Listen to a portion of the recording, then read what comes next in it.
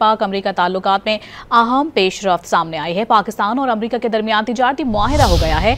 मुआहिदे का मकसद दो तरफा तिजारत का फरोग, तिजारती मंडी तक रसाई को बढ़ाना है, सरमायाकारी में इजाफा और मुख्तलिफ शोबों में ताउन को फरोग देना भी है।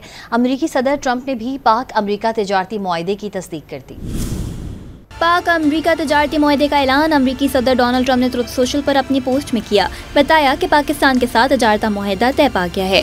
वजारत खजाना के मुताबिक मुआहिदे में पेशरफ्त वजीर खजाना सेनेटर मोहम्मद औरंगजेब की अमरीकी सेक्रेटरी कॉमर्स और अमरीकी तजारती नुमाइंदे से मुलाकात के दौरान हुई। मुलाकात में सेक्रेटरी कॉमर्स और अमरीका में पाकिस्तान के सफीर रिजवान सईद शेख भी मौजूद थे। पाक अमरीका मुआहिदे के नतीजे में बाहमी टैरिफ, खास तौर पर अमरीका में पाकिस्तानी मसनूआत पर लगने वाले टैरिफ में कमी आएगी।